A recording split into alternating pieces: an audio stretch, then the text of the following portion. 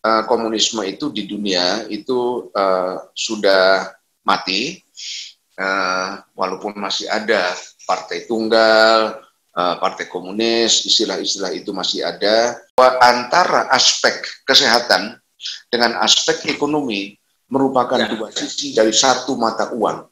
Nah, ini tidak mudah untuk dipilih dan memang tidak bisa dipilih salah satu, dan sebetulnya masing-masing juga tidak bisa menunggu.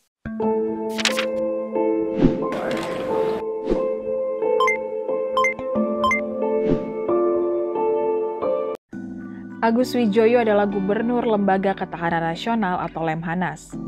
Purnawirawan TNI AD berpangkat Letnan Jenderal ini dilantik Presiden Joko Widodo sebagai Gubernur Lemhanas berdasarkan keputusan Presiden nomor 43/TPA tahun 2016, tepatnya pada 15 April 2016 lalu. Gubernur Lemhanas mempunyai tugas memberikan saran dan masukan kepada Presiden RI terkait masalah nasional, regional, dan internasional. Selama berkarir di TNI, Agus Widjoyo pernah menjabat sebagai perwira dalam International Commission for Control and Supervision di Vietnam pada tahun 1973. Kemudian sebagai kontingen Indonesia untuk United Nations Emergency Force II di Timur Tengah pada 1975. Pria kelahiran Surakarta 8 Juni 1947 ini juga pernah menjabat sebagai Komandan Sekolah Staf dan Komando TNI saat berpangkat Mayor Jenderal. Karir terakhir Agus Widjoyo di organisasi TNI sebelum pensiun pada 2003 silam, yakni sebagai Kepala Staf Teritorial TNI. Pada 2016, Agus Widjoyo menjadi Ketua Panitia Pengarah Simposium Nasional Tragedi 1965. Simposium Nasional Tragedi 1965 ini merupakan upaya pemerintah Indonesia menyelesaikan kasus HAM berat terkait tragedi tahun 1965. Sebagai bagian dari pemerintahan, Lemhanas ikut memberikan gagasan terkait upaya menghadapi pandemi COVID-19. Agus Widjoyo pun optimis Indonesia mampu mengatasi pandemi ini asalkan segenap warga mematuhi protokol kesehatan yang telah ditetapkan pemerintah. Baik, Assalamualaikum warahmatullahi wabarakatuh. Waalaikumsalam warahmatullahi wabarakatuh. Sejahtera buat kita semua. Saya menyapa para Tribuners dulu. Para Tribuners, kita pada kesempatan hari ini mendapatkan waktu untuk interview wawancara khusus dengan Gubernur Lembaga Ketahanan Nasional Lemhanas, Bapak Letnan Jenderal Purnawirawan TNI Agus Widjoyo. Yang pertama yang ingin saya sampaikan, ingin saya tanyakan pada Pak Agus adalah kebetulan pada saat ini adalah bulan September. Biasanya di bulan September dan di ada momen politik, isu menyangkut kebangkitan Partai Komunis Indonesia selalu menjadi komoditas politik, selalu muncul ke permukaan, selalu muncul di dalam pemberitaan.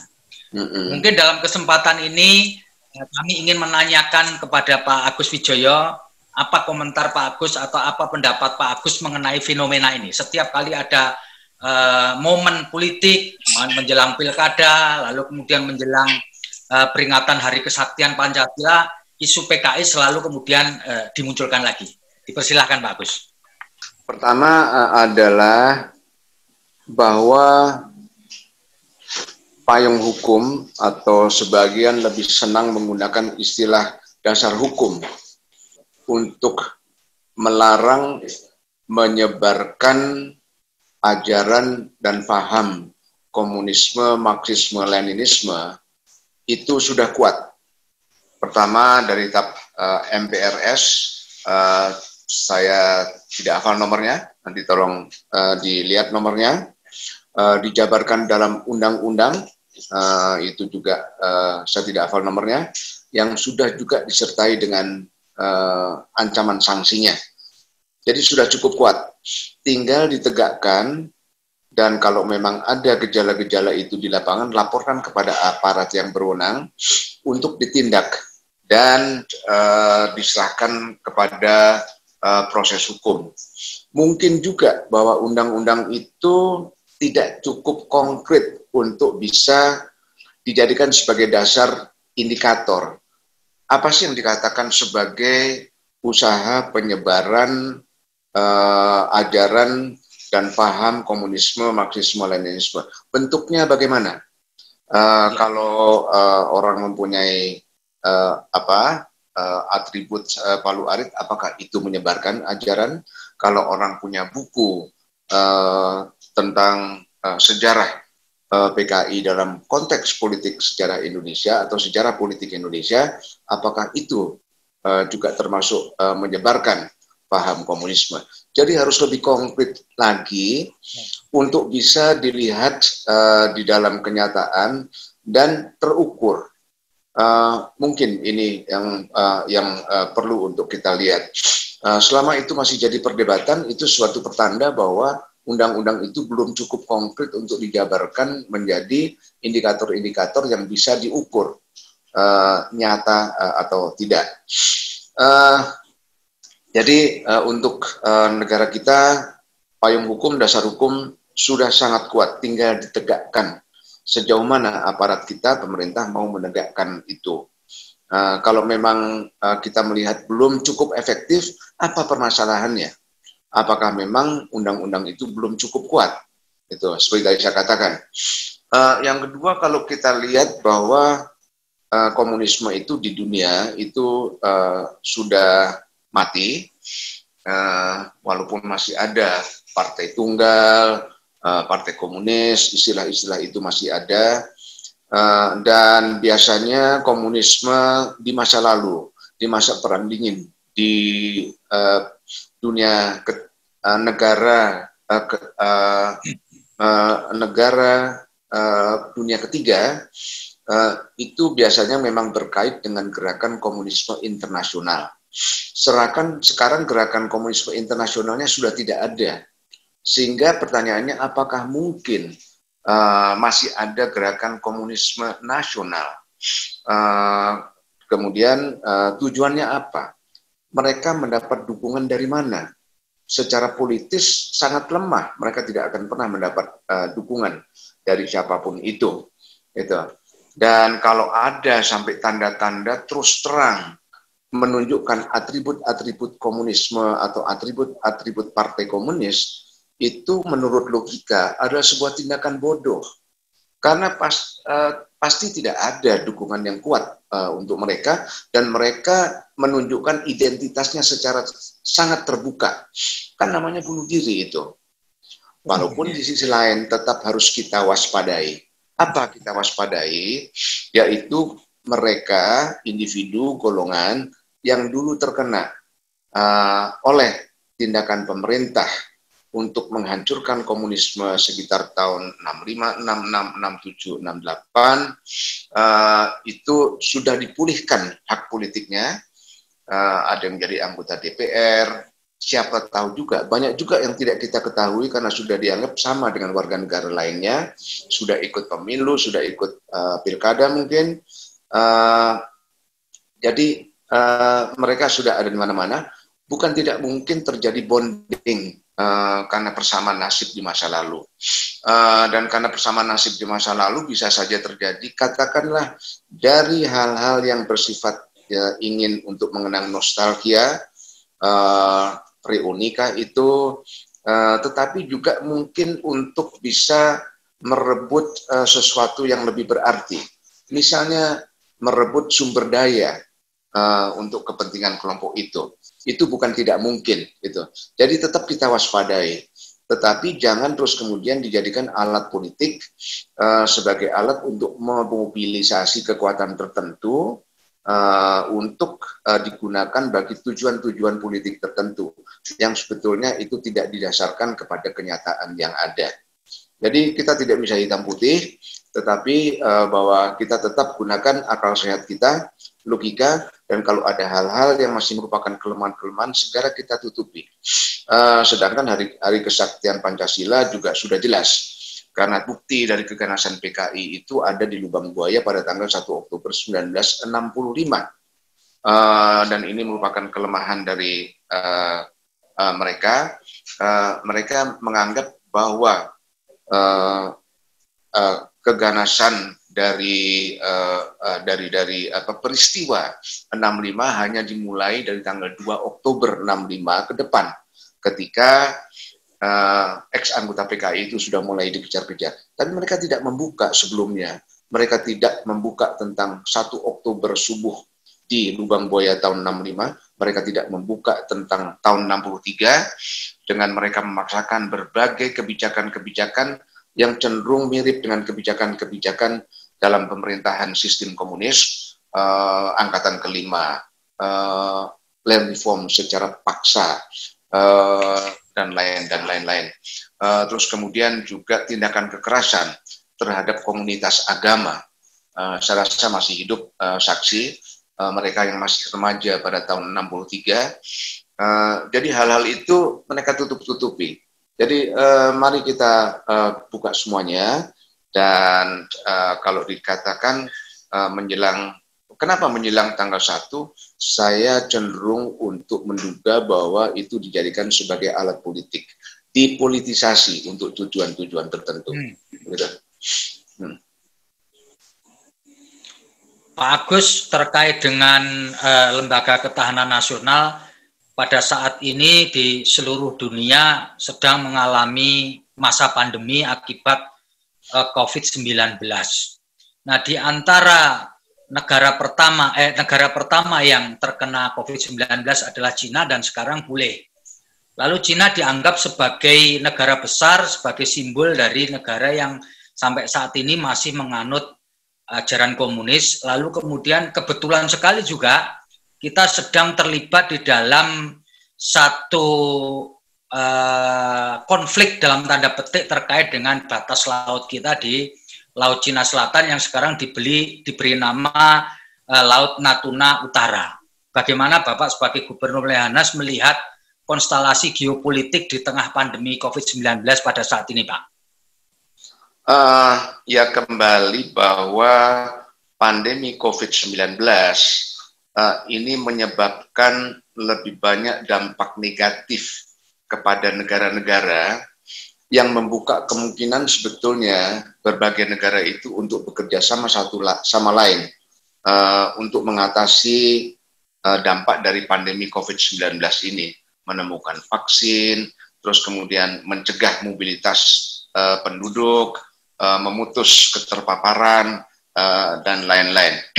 Dan tiap negara itu unik, mempunyai karakteristiknya masing-masing, tidak bisa disamakan satu sama lain, sehingga akibatnya juga kita melihat bahwa implikasinya, hasilnya juga berbeda antara satu negara dan negara yang lain. Tapi yang penting bahwa kita bisa menarik pelajaran, pengetahuan, apa persamaan dari ancaman pandemi COVID-19 ini, yaitu tentang karakteristik virus ini, dan bagaimana kita sebagai sebuah bangsa, sebuah masyarakat, dan dalam hubungan negara mengatasi untuk bisa mencegah secara efektif penularan ataupun akibat dari penyebaran COVID-19 ini. Jadi mari kita untuk mencari jalan keluar terbaik, dan ternyata juga pada akhirnya adalah jalan keluar terbaik itu adalah dengan memberi tameng kepada diri kita sendiri, karena musuhnya tidak kelihatan, virus itu tidak kelihatan, tetapi virus itu mudah sekali menular, dan virus itu juga kadang-kadang pada tahapan awal bagi seseorang yang tertular itu gejalanya sangat tipis. Tetapi begitu orang itu tertular, itu membutuhkan penanganan yang sangat intensif, mulai dari ventilator, terus kemudian diisolasi total, dan kalau tidak ditangani secara efektif, kemerosotan di dalam kesehatan, bahkan menuju kematian, itu cepat sekali. Nah, ini tantangannya karena ciri-ciri seperti ini. Yang kita hadapi, sehingga kita itu sangat bergantung kepada bagaimana individu warga membentengi dirinya dari kemungkinan keterpaparan atau penularan terhadap virus ini.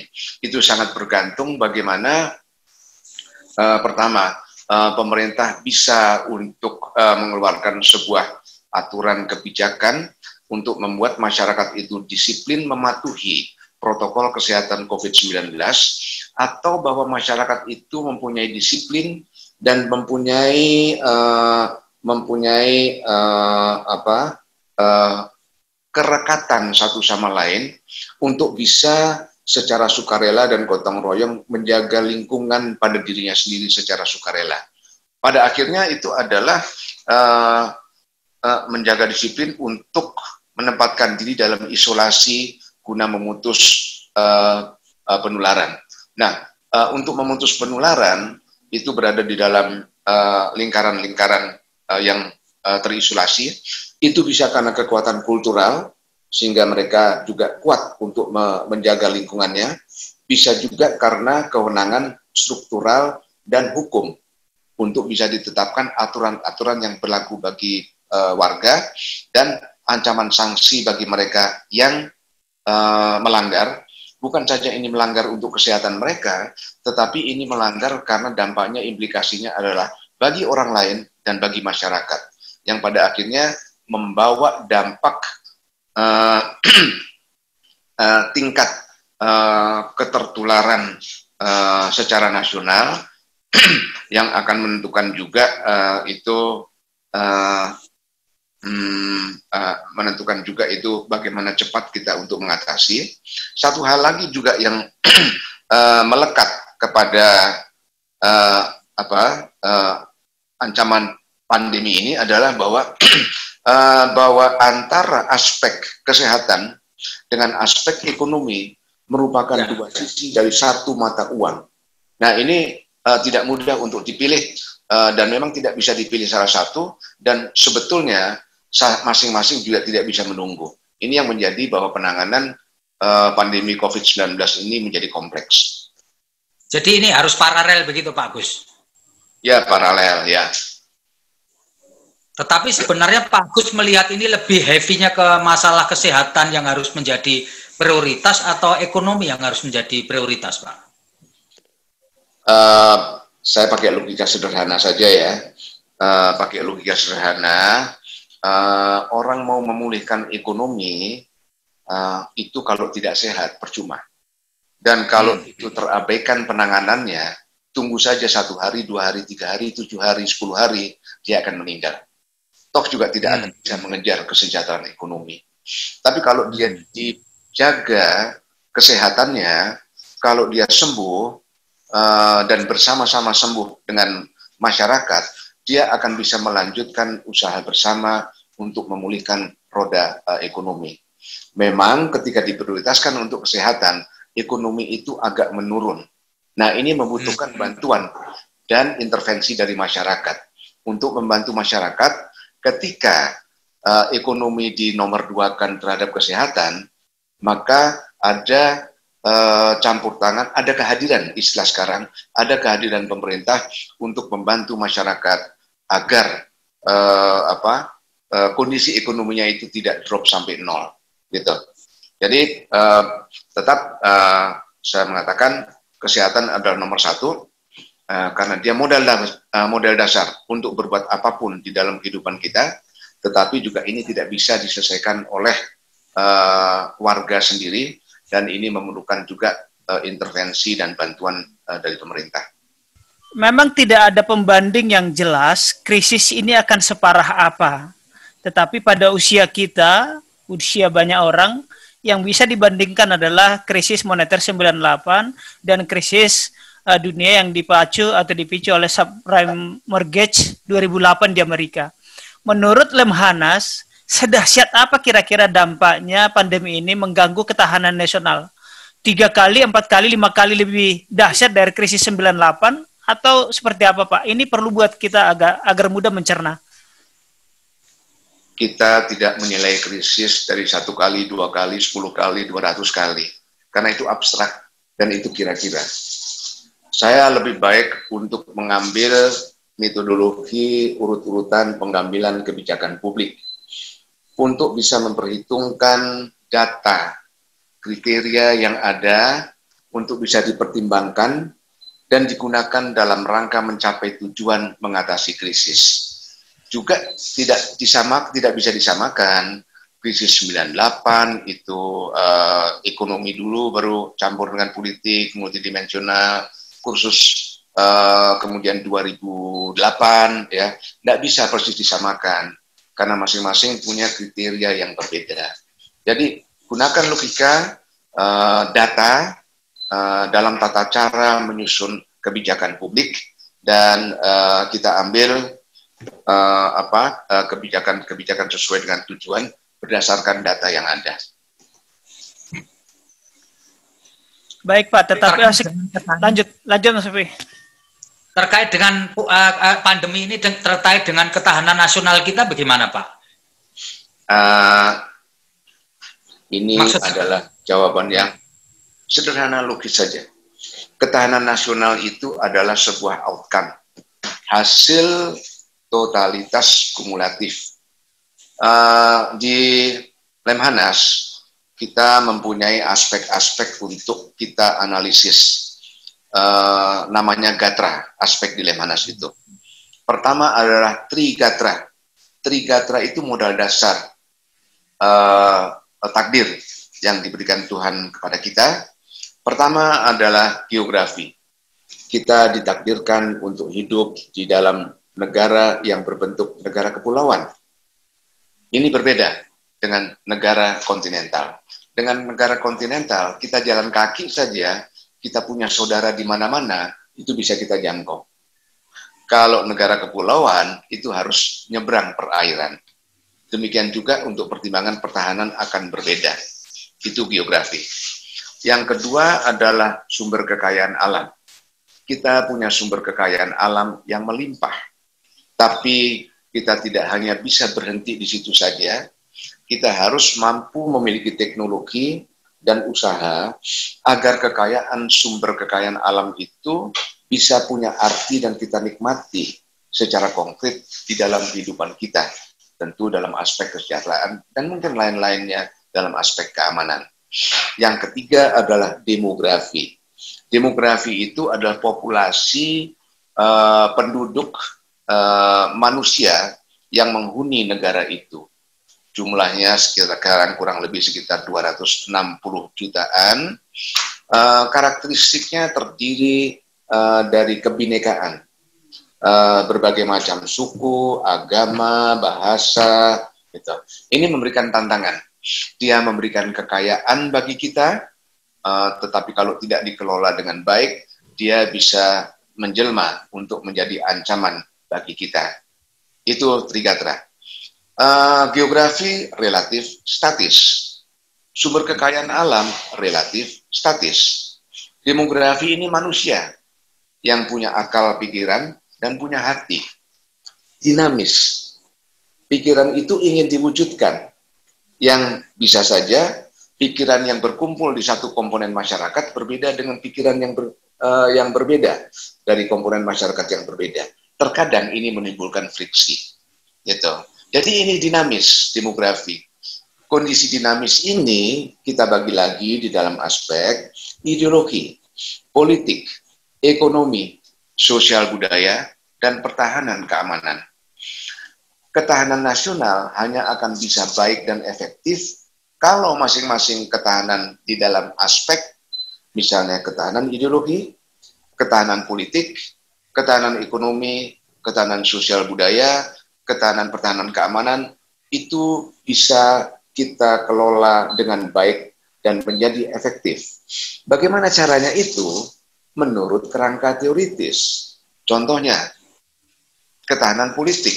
Bagaimana untuk membangun supaya ketahanan politik itu bagus? Belajar ilmu politik. Karena dalam prakteknya juga sekarang ini sistem politik kita itu juga berasal dari ilmu politik. Jadi setelah kita belajar ilmu politik, kita cek adakah checks and balance. Kita menganut apa? Demokrasi. Adakah checks and balances? Ada, tik. Adakah pembuatan kebijakan publik yang baik? Ada, tik. Adakah berfungsi legislatif? Ada, tik. Adakah kemampuan untuk menyerap aspirasi rakyat? Ada, tik. Bagus semuanya. Maka ketahanan politik bagus. Ekonomi begitu juga. Ilmunya ada di mana? Ilmunya ada di fakultas. Jadi ketahanan nasional itu bukan satu disiplin ilmu tunggal, tetapi merupakan kumulatif dari semua ketahanan itu. Jadi memang tidak mudah untuk menanyakan bagaimana ketahanan nasional kok begini. Semua warga negara mempunyai peran untuk berkontribusi membangun ketahanan aspek agar terjadi tingkat ketahanan aspek secara baik. Jadi seperti itu, ya. Nah, banyak pihak yang mengkhawatirkan kalau pandemi ini tidak bisa terkendali, lalu sampai mengganggu perekonomian sehingga menimbulkan satu krisis ekonomi, maka seluruh sendi-sendi yang kita bangun selama ini untuk pertahanan dan kesatuan Republik ini bisa tercapek-capek. Karena apa? Karena kepercayaan kepada pemerintah bisa goyah. Bagaimana Pak Agus Wijoyo melihat kekhawatiran ini, Pak? Kalau ini berkepanjangan. Itu kan kekhawatiran Pak Ferdi yang tentu benar, itu kan. Tetapi negara kita kan sudah dibangun di atas sistem politik.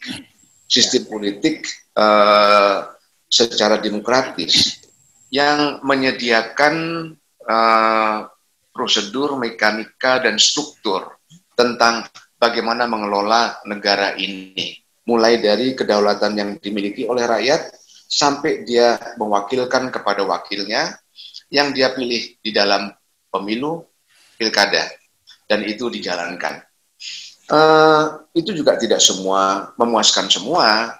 Banyak yang berbeda pendapat, banyak juga yang tidak puas. Ada salurannya untuk menyampaikan saran-saran itu.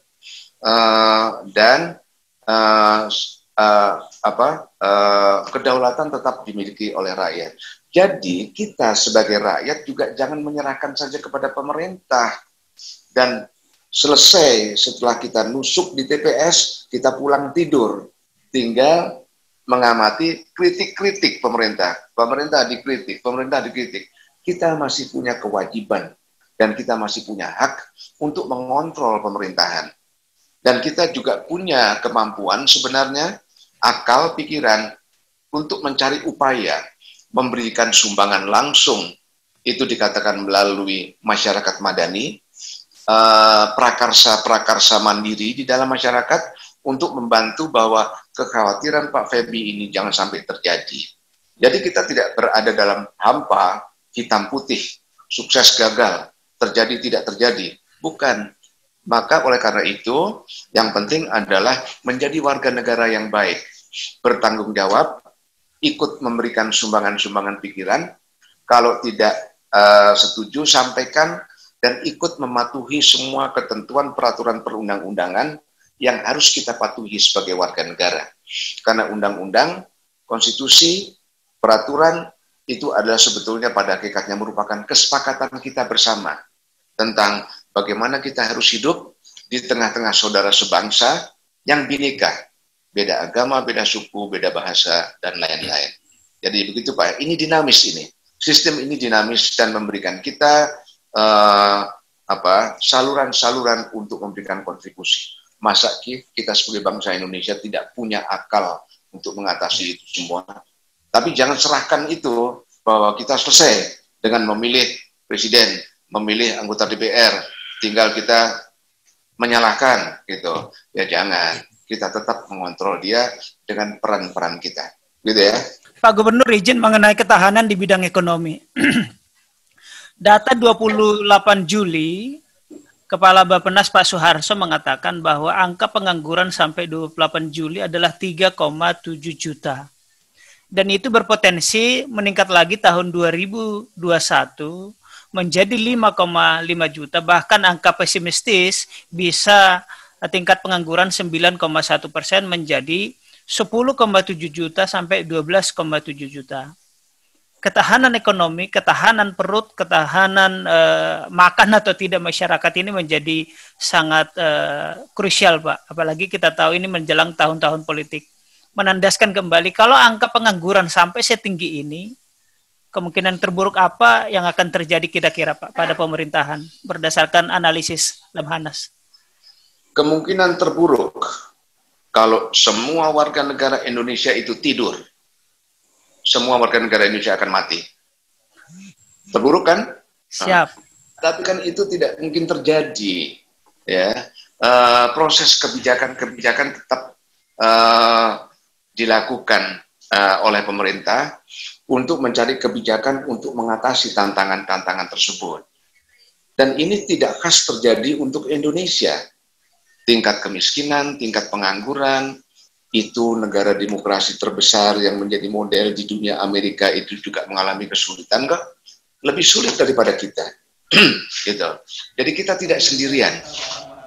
Tetapi bahwa sebagai sebuah negara punya struktur, punya sistem, punya mekanisme untuk merumuskan kebijakan dalam rangka usaha masyarakat itu untuk mencoba mencari jalan keluar dan mengatasi kesulitan-kesulitan dan agar kekhawatiran yang ada itu tidak terjadi.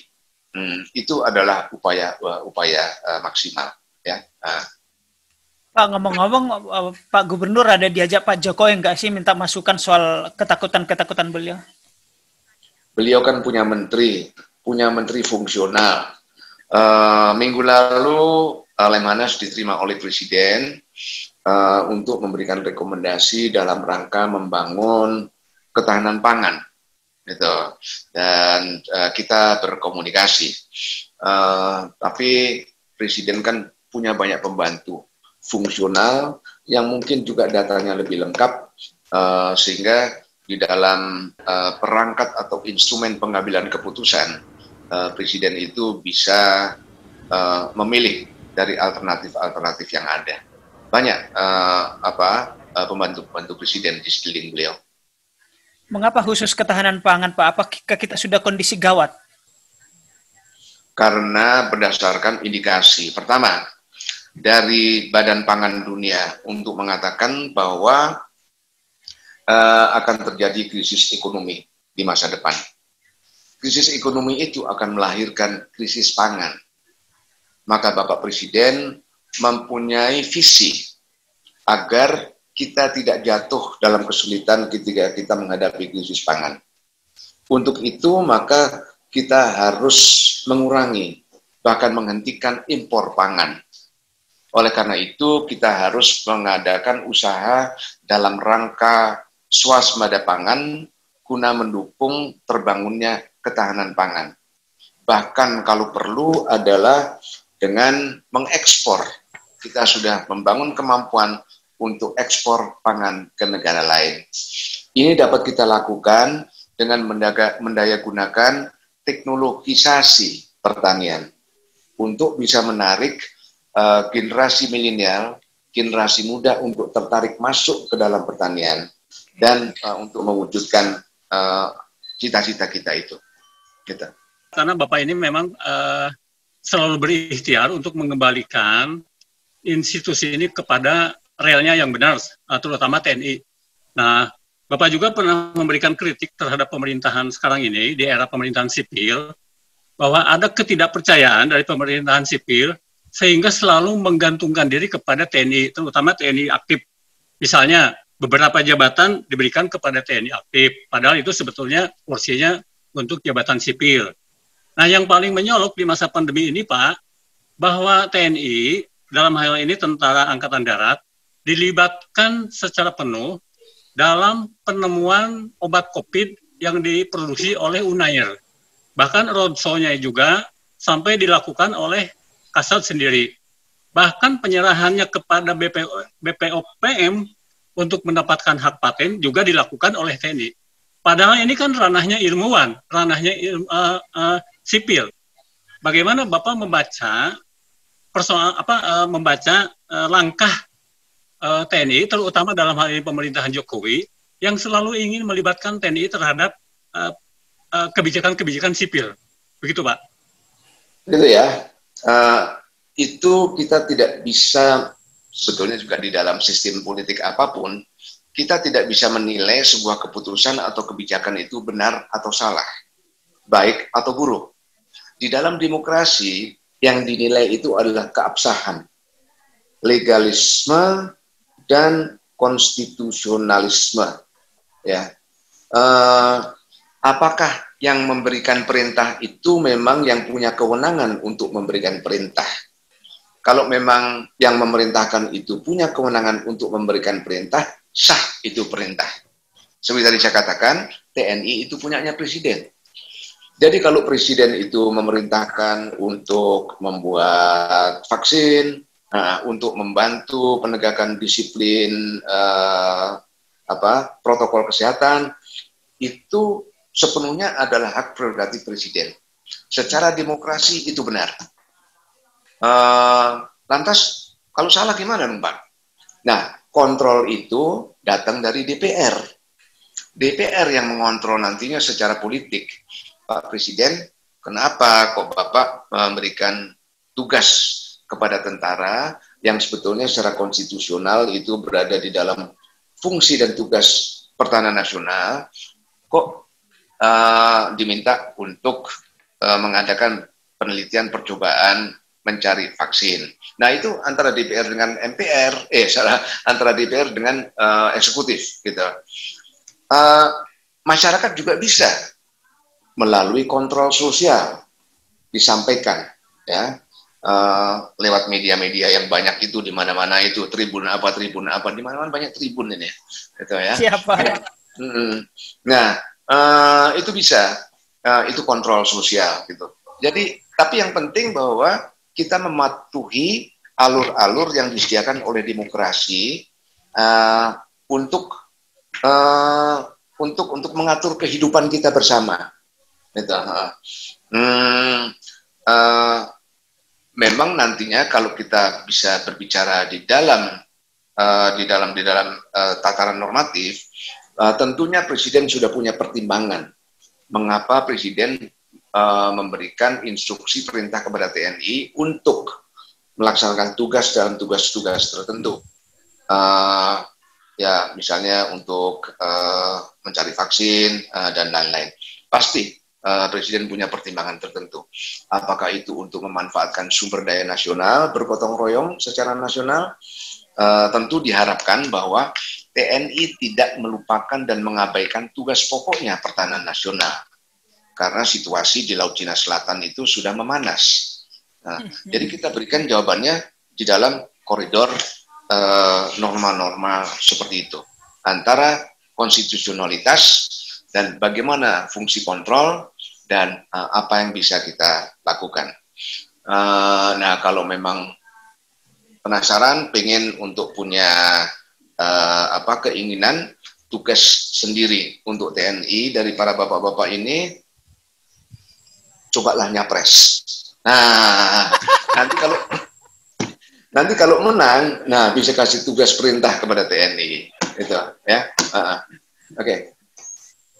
Pak Gubernur, soal rekonsiliasi, kalau setiap tahun saya selalu memperhatikan Pak Gubernur itu selalu menjadi narasumber terkait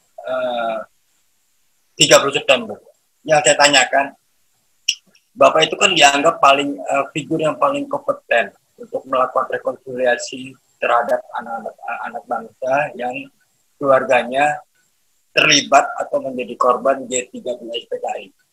Pertanyaan saya, Bapak sebagai salah satu putra pahlawan revolusi sering nggak sih bertemu dengan keluarga yang dulu terlibat dalam G30 SPKI?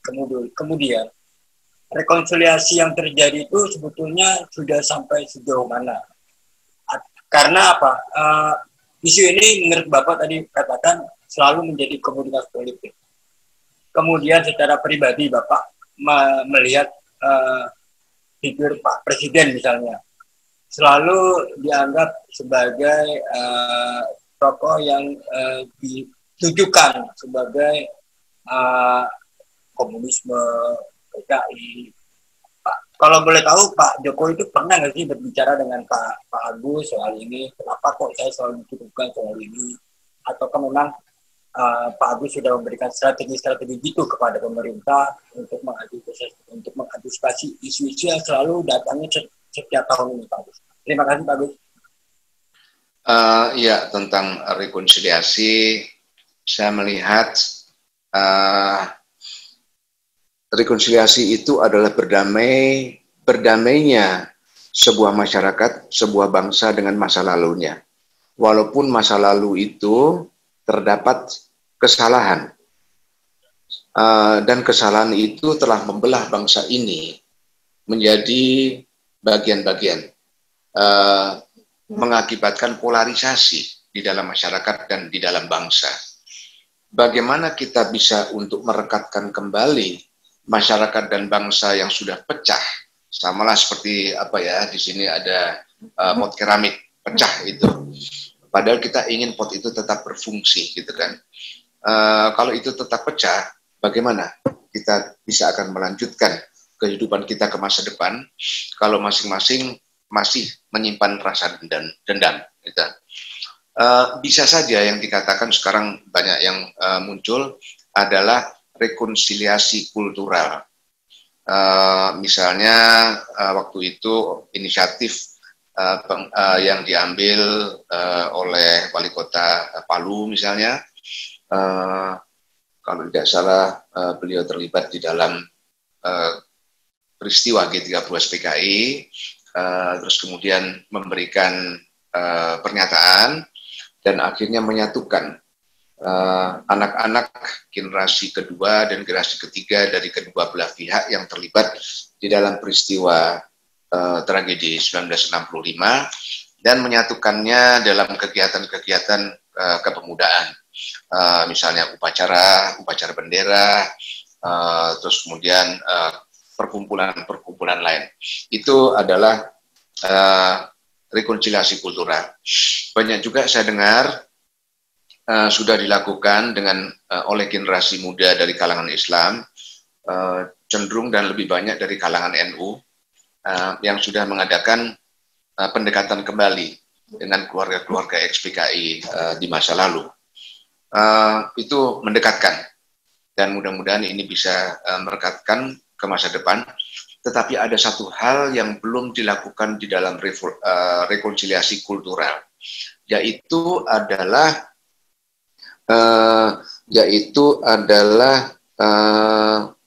pencarian kebenaran. Karena tanpa pencarian kebenaran, kita tidak bisa belajar dari kesalahan kita di masa lalu. Kesalahan apa yang telah kita lakukan untuk kita perbaiki agar di masa depan peristiwa serupa tidak terulang kembali bagi generasi anak cucu kita. Kita hanya bisa lakukan itu kalau kita tahu kesalahan. Kita bisa tahu kesalahan kalau kita terbuka untuk berdebat. Memang debat itu bisa keras, karena masing-masing pihak punya posisi yang berlawanan. Tetapi itu akan merupakan sebuah proses penyembuhan, agar kita tahu bahwa memang kita berhadapan dengan pihak yang berlawanan, dan akhirnya kita tahu bahwa bagaimana kejadian itu sesungguhnya. Nah, rekonsiliasi kultural itu tidak melalui tahapan itu. Jadi mungkin kalau memang seperti itu, biarkan waktu berjalan. Toh nanti juga akan lupa semua, gitu. Tapi kita ingin untuk melawan lupa agar kita bisa belajar, dan sebagai bangsa yang kuat dengan sadar berusaha untuk bisa mencegah terulangnya kembali peristiwa tersebut. Jadi bukan dengan kebetulan. Oh, kebetulan nggak terjadi kok, gitu tuh nggak terjadi. Tapi kita tidak belajar apa kesalahannya dari masa lalu. Itu sebetulnya. Dan saya tidak bisa melihat bahwa tanpa melalui itu kita bisa untuk beranjak menapak ke masa depan, menyongsong tantangan masa depan. Ada memang, seperti tadi saya katakan, saya merupakan salah satu dari penggagas untuk membentuk forum silaturahmi anak bangsa, yaitu terdiri dari generasi kedua, generasi ketiga, keluarga-keluarga yang terlibat di dalam konflik masa lalu. Dan ini tidak hanya masalah 65 saja, tetapi di sana ada juga anak Kartosuwiryo, di sana ada anak-anak pahlawan revolusi, di sana ada cucu Daud Bero, ada lagi dari kalangan keluarga PSI yang dinyatakan sebagai partai terlarang dan merasakan diskriminasi. Gitu. Tetapi pada akhirnya juga mereka merasa bahwa kalau sudah bisa duduk bersama itu sudah rekonsiliasi. Padahal ketika pernah saya coba untuk kita buka-bukaan berdebat, misalnya saya berdebat dengan anak Aidit, Ilham, apa pendapatmu tentang PKI pada peristiwa 65 dan sebelumnya? Itu tidak pernah terjadi perdebatan terbuka dan tidak pernah ada introspeksi. Rekonsiliasi itu dibangun atas introspeksi, atas pemahaman apa yang dilakukan oleh organisasi sendiri. Jadi bukan tetap defensif untuk mengatakan bahwa saya tidak salah, pihak saya tidak salah, yang salah itu pihak sana. Itu tidak akan pernah terjadi rekonsiliasi. Tapi oleh karena itu juga rekonsiliasi ini hanya bisa dilakukan oleh orang-orang yang berjiwa besar, orang-orang yang telah selesai dengan dirinya sendiri. Gitu.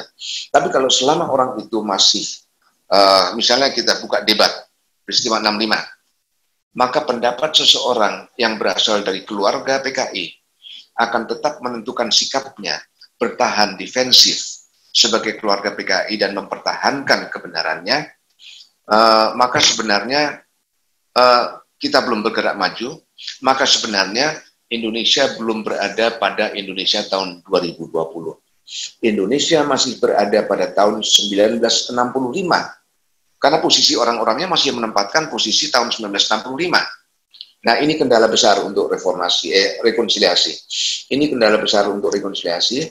Kedua belah pihak masih punya sikap tidak bergerak dari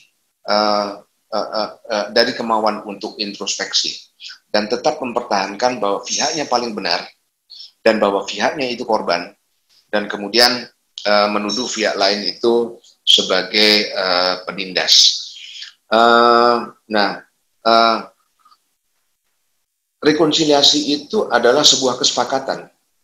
Rekonsiliasi itu bukan dipaksa, bukan sebuah tindakan, walaupun ada bagian yang mungkin merupakan bagian dari aspek hukumnya, tetapi rekonsiliasi ini adalah kesukarelaan untuk menuju ke tengah agar bisa tercapai kesepakatan dan membangun bangsa yang baru untuk menuju menyongsong tantangan masa depan. Itu yang belum bisa diwujudkan, bahwa masyarakat kita belum beranjak dari posisi psikologis tahun 1965 dan bahwa pada hakikatnya Indonesia masih berada dikaitkan dengan tragedi 65 berada pada posisi keadaan tahun 1965. Pak Agus, satu lagi sebagai pamungkas dari interview ini, Pak Agus, apa yang Pak Agus rekomendasikan kepada pemerintah terkait dengan ketahanan nasional ketika kita tidak tahu sampai kapan pandemi ini akan berlangsung? Rekomendasinya apa, Pak, selain soal ketahanan pangan tadi, Pak? Ya, karena yang ditanyakan adalah di dalam lingkup dan tataran ketahanan nasional, dan anatomi dari ketahanan nasional itu, seperti tadi saya katakan, dibangun oleh konstruk ketahanan ideologis, ketahanan politik, ketahanan ekonomi, ketahanan sosial budaya, dan ketahanan pertahanan keamanan. Yang pada hakikatnya kesemuanya itu merupakan efektivitas kepemerintahan. Dan kalau kita langsung loncat untuk dihadapkan kepada ancaman pandemi, kita lihat saja dari kenyataan sebetulnya, yaitu bahwa bagaimana kita bisa meningkatkan kesadaran masyarakat bahwa awal dari keberhasilan kita untuk mengatasi tantangan epidemi COVID-19 itu pertama dan utama berasal dari diri kita. Dalam kaitan dengan orang lain dalam masyarakat adalah memutus penularan, yaitu dengan disiplin orang per orang. Kan sebetulnya mudah, daripada kita misalnya harus persyaratan itu harus diwujudkan oleh suatu kelompok, dan kita harus membangun sebuah wujud dari kelompok itu. Tapi kalau ini adalah persyaratannya ada pada tingkat individu, kan sebenarnya itu mudah. Nah, tinggal masalahnya bagaimana untuk bisa menyadarkan masing-masing individu untuk bisa patuh dan disiplin mengikuti aturan protokol kesehatan demi kepentingan diri sendiri supaya tetap sehat, demi kepentingan untuk orang lain supaya orang lain tetap sehat, dan untuk kepentingan bangsa supaya tingkat korban dari korban epidemi COVID-19 ini tidak meningkat. Satu hal yang sangat menyedihkan adalah, pernahkah kita berpikir tentang tenaga-tenaga perawat, tenaga-tenaga kesehatan, mulai dari dokter sampai perawat. Mereka tidak bisa menolak tugas mereka, tetapi tugas mereka itu risikonya sangat tinggi, dan mereka adalah warga negara yang mempunyai nilai strategis di dalam kehidupan bangsa. Pikirkan berapa sekarang jumlah dari tenaga kesehatan yang sudah gugur.